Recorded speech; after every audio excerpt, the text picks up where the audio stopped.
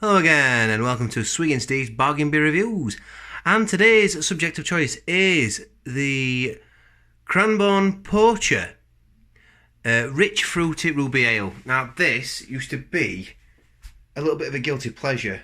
Something that me and my dad used to look forward to at Christmas. Almost like associated it with more of a festive beer, really, like a Christmassy beer. And it did seem to be seasonal at one time. It did seem to just come on the shelves around about that point, and I used to love it. It was so like robust with fruity flavours and really unusual. It's an odd beer because I don't really know how to categorise it. I mean, it's 5.7%, so it's strong.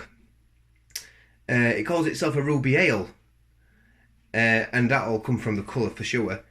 So I guess it's just a strong ruby ale, which makes it unique, I think, in itself. It's not really it's not an IPA or anything like that, or it's not a stout, it's not a porter, and it's not your traditional Christmas beer, I suppose, but it's got lots of fruity flavours that I associate with that sort of festive time of year. Anyway, less of the jabber. I'm going to start drinking this now. Put my Irish accent on there. You can tell it's Six Nations season. So I'm going to pull that up to the light. Well, it looks quite dark, doesn't it? Quite a dark colour. It's more like a really dark brown. Now, like I said, I used to love this beer, but it's been a long time since I've drunk this. Now, it's very easy to get in supermarkets, this now. It's really carbonated, isn't it? Bubbles are going mental oriental. So, let's see what I'm going to get on the snout. I'm going to turn the camera around. Hopefully, I'm not going to end up zooming in right in my face, because the last beer review, for those that watched it, was basically a beer review of my sweaty nose. Oh yeah, you're not missing much on the last review. Apart from the beer itself was very nice. Yeah, because it's so carbonated, and I'm just waiting for that to die down a little bit. But you're getting a little bit of the fruity stuff coming through. So, dried fruit, you're getting fruitcake notes. But almost like something a little bit more zazzy, a little bit more whew, like almost something that sort of smells a little bit superficial. So anyway, I'm going to dive in. Cheers.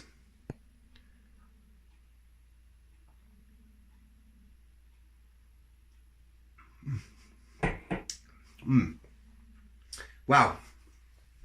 That's still incredibly fruity. I really like that. I still really like that. That's a lovely beer. Body feel. Medium body feel. Carbonation's building it up a little bit. It doesn't taste as gas as it looks. The carbonation's quite nice, actually. I've always been fond of Badger beers, so I've always got a bit of a soft spot for them. It's got like a little bit of a. It's got a bit of a dryness. It's got a little bit of hoppiness, almost like a slight citrusiness actually on the back of the tongue. Slight sharpness to it. But you're overwhelmed by these really punchy, these really vibrant confectionery style fruity flavours. There's a little bit of licorice in it. Fruit wise, it could be. It's really sweet. It's like almost a bit cranberry. It's almost a little bit sweet, like sweet cherry fruits. I really like it. The smell isn't very good. The smell ain't great, and I think a lot of that's just due to the big head that's been put on it. Let's see if I can swish it a bit more. Swap hands. This is my better swishing hand. It's getting more from the smell. All I'm getting really is like a very generic sort of, almost like a Marsden's or a Green King or you know, that sort of thing. Sort of smell from it, where it's like fruitcake notes, a little bit malty, a little bit toasty, you know, bit of a toastiness from it. We've got sweetness. I'm trying to work out the flavours. I know they put elderflower in a lot of the beers. I don't think it's the elderflower. It's nothing like that. Lots of sweet dried fruit. I'm thinking cranberry. I'm thinking like cherry maybe. I'm thinking like I don't know. I cannot put my finger on it. What it is. It tastes really nice. It's got a confectionery's taste to it. It tastes a bit naughty. It tastes like this shouldn't be a beer, but there is a bitterness and there's a beer behind there that brings it all together and balances it really, really well. I think this is a really good beer. I really, really like this beer, and it does still taste really good. And it's a good ambassador of British beers, this, because it's got that really British quality to it. It's got like a bit of an earthiness. It's got like a bit of that typical burnt toast, like a little bit of a toastiness to it, a little bit of a biscuitiness coming through. And then on the flavour, it's like, woo, where did that come from? It reminds me of like, I think what made me think of licorice, you know, like when you have like fruity licorice type things. But it's got like a confect, like a sweetie. Like I've just had some wine gums or something as crazy as that. Almost like strawberries or raspberries. Like raspberry. It's a tough one. Tough one to work out, this one. But like you say, and it's got a cheeky little kick to it. It's 5.7%, so don't drink too much of this, guys, because you'll burn your feet. Let's read what it says. It might tell me. They say there's no such thing as a free meal, but as you wind yourself through wooded hills towards the tiny village of Cranbourne, you might chance upon the charming rogue who says differently.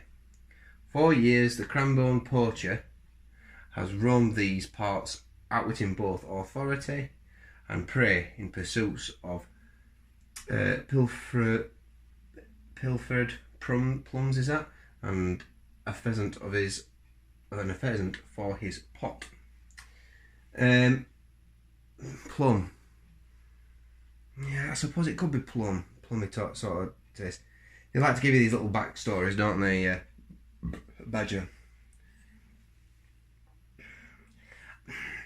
Do I think that sort of thing's a bit dated now? I don't know. No, I know the backstory works. It used to be a very traditional thing would be you'd associate, you'd sit down, you'd drink your beer and you'd read the little story, and then we've got, you know, we're talking about this guy this poacher, who's like picking up his pheasant and that, you know, and you think, yeah, and you do sit back and it's something fun to read while you're drinking and think, God, yeah. But I think a lot, I don't know, maybe there is a place for this sort of thing, actually. I don't dislike it. I think a lot of these craft beers now, it's all about the flavours, and this is what the beer is, and this is what we're doing, you know, and that's great. It's like in your face, this is what it's about. Whereas a lot of these other traditional beers, it's like, we're going to give you a story, because actually the beer tastes a lot like several million other beers that are out there. But the story will make this beer taste a little bit different. Anyway, I digress. The beer is lovely anyway.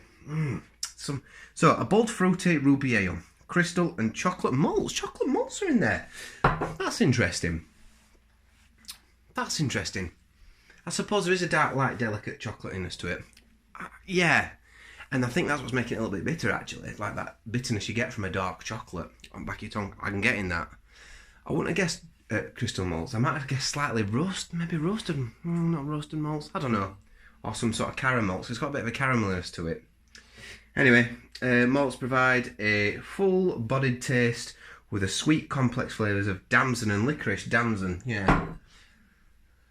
And it says licorice, and I got licorice. It tastes really fruity. It's lovely. Damson. Got like it's like a dandelion and burdock or something like that taste to it. Maybe not that. I don't know. It's a great beer. I like this. It came in at £1.50. I won't want too much of it because it is a bit overwhelming, but for one of them at Christmas, just to get a ball rolling, I'm going to be really generous with this beer. I'm going to give it a solid 9 out of 10. Badger, great beer. I love it. I really like it. There might be something that's superficial about this beer, but I'm willing to give it benefit of the doubt. I hope there's not. I hope all the ingredients are pure and the damson and whatever else is in there. I like it. I like it a lot. 9 out of 10. 9 out of 10 for this. And it's one of them to sit back at Christmas and really, really enjoy. Badger Poachers. Those of you that are new to beer, might be a little bit risky for you to start the ball rolling. Don't, lager people, don't go straight onto this because it'll put you off real ale for life probably. But what I like about this is it's supermarket beer that's different, and we don't get enough of that. Supermarket beers, apart from all the craft ales, they all taste very similar. And it feels like now we're living under two breweries, Marsden's and Green King, and that's it. And they all taste different. They all taste like variants of each other. You know. This is different. This is nice. Badger, take me hats off to you. Great little beer. I've been Swinging Steve. Let me know what you think. I'll see you next time.